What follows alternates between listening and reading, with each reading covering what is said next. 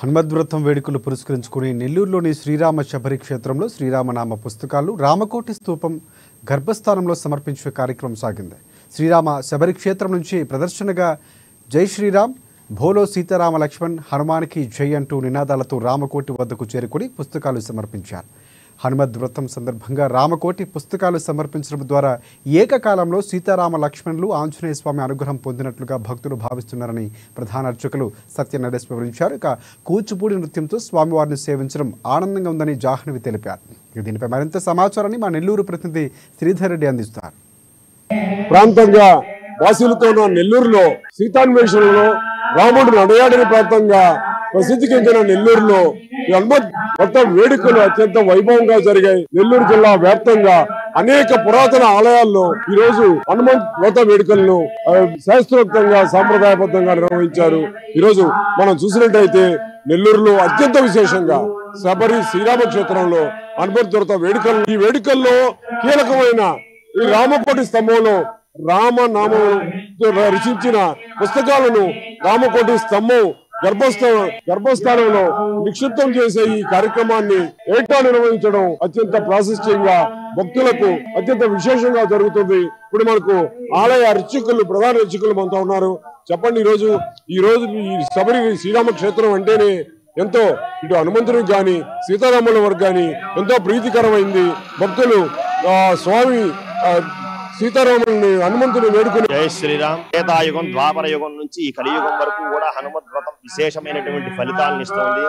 ఈ హనుమద్వ్రత సందర్భంగా నెల్లూరులో ఉన్నటువంటి శబరి శ్రీరామ క్షేత్రంలో స్వామివారికి విశేషమైనటువంటి అభిషేక కార్యక్రమములు, తరువాత హనుమద్ గాయత్రి మూలమంత్ర హోమములు, తదనంతరము భక్తులందరి చేత లక్ష నాగవల్లి దళార్చన, పూర్ణాహుతి కార్యక్రమాలు పూర్తి చేసుకుని హనుమంతుడి అనుగ్రహము, తద్వారా రామానుగ్రహాన్ని ఏకకాలంలో పొందడానికి ప్రతి సంవత్సరం అంతా కూడా భక్తులందరి చేత రాయించబడినటువంటి రామకోటి గ్రంథాలను ఈ రోజు సాయంత్రం ఇక్కడ నిర్మించినటువంటి 42 అడుగుల స్తూపగర్భంలో విశేష అర్చనలు చేసి ఆ పుస్తకాలు రామకోటి గ్రంథాలను నిక్షేపం చేసేటువంటి కార్యక్రమం కూడా జరుగుతుంది.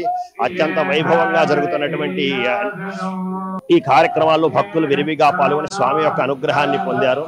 తద్వారా వారి జీవితాలు, వారి బిడ్డల జీవితాలు కూడా సుఖవంతంగా ఉంటాయని ఆశిస్తూ ప్రతి సంవత్సరం కూడా భక్తులు విచ్చేస్తూ విశేషమైనటువంటి ఫలితాన్ని పొందుతూ ఉన్నారు. ఏకకాలంలో రామానుగ్రహాన్ని, హనుమదనుగ్రహాన్ని పొందేటువంటి ఒక గొప్ప సదావకాశం ఈ రోజు శబరి శ్రీరామ క్షేత్రం భక్తులందరికీ కూడా అందిస్తున్నది. జై శ్రీరామ్. ఇక్కడ మనం చూస్తే ఇక్కడ అఖండ రామ సంకీర్తన, ఇటు పారాయణం, వేద పారాయణం, ఈ విశేషం ఏంటి? ఈ హనుమద్వ్రతాన్ని పురస్కరించుకొని శబరి శ్రీరామ క్షేత్రంలో 13వ తేదీ హనుమద్వ్రతం అయితే 9వ తేదీ సాయంత్రం నుంచి 12వ తేదీ సాయంత్రం వరకు అఖండ హనుమాన్ చాలీసా 72 గంటల పాటు నిరాటంకంగా చేయడం జరిగింది.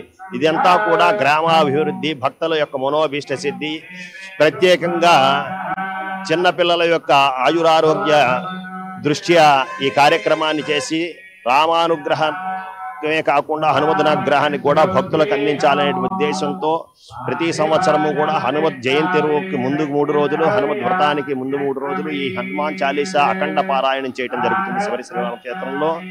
అదేవిధంగా ఈ రామకోటి స్తూప గర్భంలో పుస్తకాలు వేసేటువంటి సందర్భంలో వేద మంత్రోచ్చారణలతో సశాస్త్రీయంగా, శాస్త్రోక్తంగా ఈ కార్యక్రమాన్ని చేస్తే వారు భక్తులు ఎంతో భక్తి శ్రద్ధలతో రాసినటువంటి రామకోటి పరిపూర్ణ ఫలితాన్ని వారికి అందించాలనే ఉద్దేశంతో ఒక పక్కన వేద మంత్రోచ్చారణ, ఒక పక్కన మంగళ వాయిద్యాలతో స్వామివారికి విశేష అర్చనలు చేసి ఆ స్తూపగర్భంలో పుస్తకాలన్నీ నిక్షేపణ చేసే కార్యక్రమం దేవస్థానం వారు చేస్తూ ఉన్నారు. ఆకాశ ఆరోగ్యంగా ఉన్న ఈ స్తంభానికి క్రేన్ సహాయంతో ఈ పుస్తకాలన్నిటి కూడా రామకోటి స్తంభంలోని గర్భస్థానంలో నిక్షిప్తం చేయడం జరుగుతూ ఉంది.